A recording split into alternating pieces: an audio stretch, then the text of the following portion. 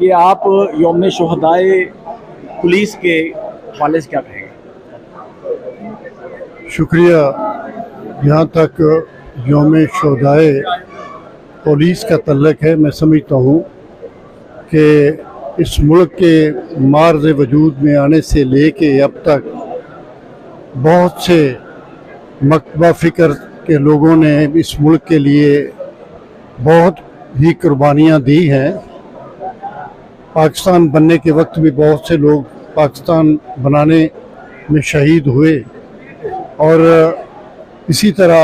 اس ملک کے اندر امن و امان کو قائم کرنے کے لیے کئی مواقع پہ مختلف ادوار میں ہماری مسلح افواج نے نمایاں خدمات سر انجام دی. خواہ وہ بلوچستان کا ایریا تھا، کے پی کا ایریا تھا، یا جہاں کہیں بھی سرجنسی ہوئی وہاں پہ مسلح افواج نے، ہماری رینجرز نے، ہماری ایف سی نے، ہمارے اور پولیس کے نوجوانوں نے بہت ہی نمایاں خدمات سر انجام دی. میں سمجھتا ہوں آج کیونکہ خصوصی طور پہ یہ پروگرام جو ہے یہ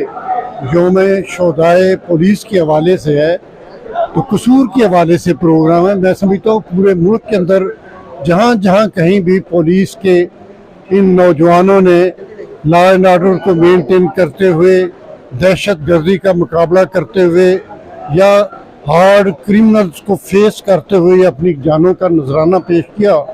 تو میں سمجھتا ہوں یہ خراج تحسین کے مستحق لوگ ہیں، جنہوں نے اپنی جس وردی کو انہوں نے پہنا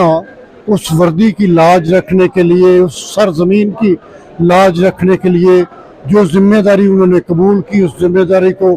آسن طریقے سے نبھانے کے لیے اپنے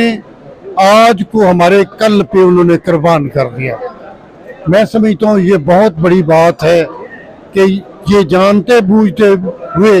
کہ ہم آج وہاں کسی مقابلے کے لیے کچھ ہارڈ کرمنلز کو ٹارگٹ کرنے کے لیے نکلیں گے تو وہ ہمیں بھی نشانہ بنا سکتے ہیں. تو یہ میں سمجھتا ہوں کہ ایک چھوٹی سی تنخواہ کے لیے نہیں، بلکہ یہ اس عزم کا اظہار ہے جو وہ نوکری اختیار کرتے وقت انہوں نے جو اپنی قوم کے ساتھ، اپنے افسران کے ساتھ، اپنے ملک کے ساتھ جو ان کی کمٹمنٹ تھی، اس کمٹمنٹ کے تحت انہوں نے اپنی ذمہ داریوں کو نبھایا. تو میں سمجھتا ہوں کہ اس سے بڑی کوئی بات نہیں ہے. آج بھی ہمارے ملک کے اندر جگہ جگہ خواہ وہ صوبہ پنجاب ہے، خواہ وہ کے پی ہے، خواہ وہ بلوچستان ہے، اس کے اندر سرجنسی سر اٹھا رہی ہے. تو میں سمجھتا ہوں یہ